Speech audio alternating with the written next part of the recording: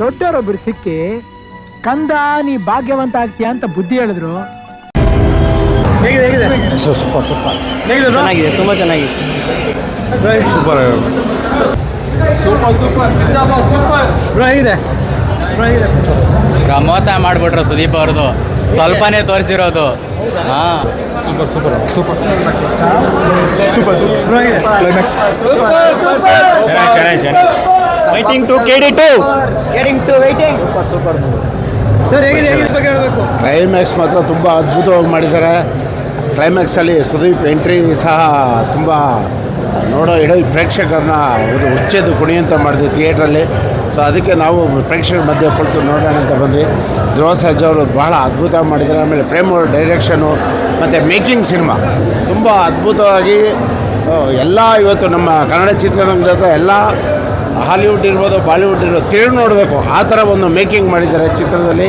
ಧ್ರುವ ಸರ್ಜಾ ಅವರು ಅಷ್ಟೇ ತುಂಬ ಲವ್ಲಿಯಾಗಿ ಆ್ಯಕ್ಟ್ ಮಾಡಿದ್ದಾರೆ.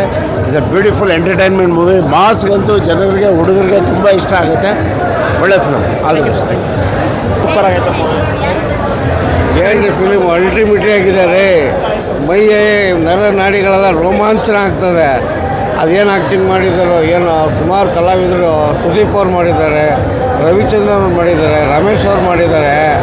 ಇಷ್ಟೊಂದು ಕಲಾವಿದರು ಅಂತ ಗೊತ್ತಿರಲಿಲ್ಲ. ನಾನು ಆಕಸ್ಮಿಕ ಬಂದೆ ಧ್ರುವ ಸರ್ಜಾ ಪಿಕ್ಚರಲ್ವ ಚೆನ್ನಾಗಿರ್ತದೆ ಅಂತ ಅಂದ್ಕೊಂಡಿದ್ದಕ್ಕಿಂತ ತುಂಬ ಚೆನ್ನಾಗಿದೆ. ಎಲ್ಲರೂ ಆ್ಯಕ್ಟಿಂಗು ಚೆನ್ನಾಗಿ ಮಾಡಿದ್ದಾರೆ. ಸೊ ಪಾರ್ಟ್ 2 ಬೇರೆ ಬರ್ತದೆ ಅಂತೇಳಿ ತೋರಿಸ್ತಾ ಇದ್ದಾರೆ.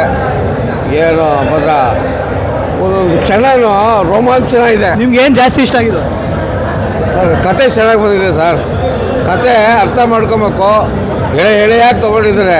ಯಾರ ಮೇಲೂ ಯಾರು ಕೀಲೋ ಅಂತ ತೊಗೊಳ್ದಿರ ಕತೆನ ತುಂಬ ಚೆನ್ನಾಗಿ ತೊಗೊಂಡೋಗಿದ್ದಾರೆ. ವೈಭವೀಕರಿಸಿದ್ದಾರೆ. ಅದು ತಕ್ಕನೆ ಪಾತ್ರ ಮಾಡಿದ್ದಾರೆ ಸರ್. ತುಂಬ ಚೆನ್ನಾಗಿ ಮಾಡಿದ್ದಾರೆ. ಡೈರೆಕ್ಷನ್ನು ಚೆನ್ನಾಗಿ ಮಾಡಿದ್ದಾರೆ, ತೋರಿಸಿದ್ದಾರೆ ಫಿಲಮ್ಮು. ಗರಡಿ ಪೈಲ್ವಾನ್ಗಳನ್ನೆಲ್ಲ ತೋರಿಸಿದ್ದಾರೆ. ಎಲ್ಲ ಗರಡಿ ಪೈಲ್ವಾನ್ಗಳೆಲ್ಲ ಬಂದು ಫಿಲಮ್ ನೋಡಬೇಕು. ಧ್ರುವ ಸರ್ಜಾ ಅವ್ರ ಆ್ಯಕ್ಟಿಂಗ್ ಅಂತೂ ಅಲ್ಟಿಮೇಟ್ ಆಗಿದೆ. ಸೀನ್ ಅಂದರೆ ಅದೇ ಅವರು ಫೈಟು, ಒಂದು ಅಣ್ಣ ತಮ್ಮದಿರೋದು ಬಾಂಧವ್ಯ ಹೆಂಗೆ ಕ್ಲೈಮ್ಯಾಕ್ಸು, ಅದು ಅಣ್ಣ ಲಾಸ್ಟಲ್ಲಿ ಎಂಟ್ರಿ ಮಾತಾಡೋದು ಬಿಟ್ಟಿರ್ತಾರೆ. ಅದು ಫ್ಯಾಮಿಲಿನೇ ಮುಗಿಸ್ಬೇಕು ಅಂತ ವಿಲನ್ ಇದ್ದಾಗ ಆ ಸೀನ್ ತುಂಬ ಚೆನ್ನಾಗಿ ಬಂದಿದೆ. ಮೂವಿ ಎಲ್ಲ ನೋಡ್ಬೋದು. ಇವತ್ತಿನ ಇದಕ್ಕೆ ಚೆನ್ನಾಗಿ ಬಂದಿದೆ. ಆ್ಯಕ್ಟಿಂಗ್ ಸಕ್ಕತ್ತಾಗಿ ಮಾಡಿದ್ದಾರೆ ಧ್ರುವ ಸರ್ಜಾ ಅವರು. ಇನ್ನು ಮುಂದಕ್ಕೂ ಇದೇ ಥರ ಫಿಲಮ್ ಮಾಡಲಿ. ನಾವು 4 ವರ್ಷದಿಂದ ನಮ್ಮ ಧ್ರುವಣ ಮೂವಿ ವೆಯ್ಟ್ ಮಾಡ್ತಿದ್ದು. ಅದಕ್ಕಿಂತ ಮಸ್ತಾಗೈತೆ. ಕೇಳಬೇಕಾ ಒಂದೊಂದು ಫೈಟು ನಮ್ಮ ಧ್ರುವಣ ಫಸ್ಟ್ ಟೈಮ್ ಲಾಂಗ್ ಹಿಡ್ದವ್ರೆ. ಚಿಂದಿ ಕೇಳಬೇಕಾ ಅನ್ನೋದು ಮೂವಿ ಮಾತ್ರ ಸೈಕಣ. KD2 ಇದಕ್ಕಿಂತ ಟ್ವಿಸ್ಟ್ ಕೊಟ್ಟವ್ರೆ. ಮಸ್ತ್ ಇದೆ ಮಾತ್ರ, ಸೈಕಾಗಿ ಬಿಡ್ತಾಣ. ಹೆಂಗಿದೆ ಅಂದರೆ ಒಂದೊಂದು ಫೈಟ್ ಸೀನು, ಒಂದೊಂದು ಸಾಂಗ್ ಮಾತ್ರ ಶಿವ ಶಿವ ಸಾಂಗ್ ಆಗಲಿ ಸೆಟ್ ಆಗಲ್ಲ. ನಿಮಗೆ ಸಾಂಗ್ಗಳು ಆಲ್ರೆಡಿ ಸೂಪರ್ ಡೂಪರ್ ಇಟ್ಟು, ಆದರೆ ಮೂವಿಲಿ ನೋಡೋ ಕ್ರೇಜ್ ಇದೆಯಲ್ಲ ಅದು 1 to 2 ಸಗದಾಗಿದೆ ಅಣ್ಣ. ಇದು ನಮ್ಮ ಮನೇಲಿ ಇಟ್ಕೊಂಡಿದ್ದೀನಿ, ನನ್ನ ಬೆಡ್ರೂಮಲ್ಲೇ ಇಟ್ಕೊಂಡಿರ್ತೀನಿ.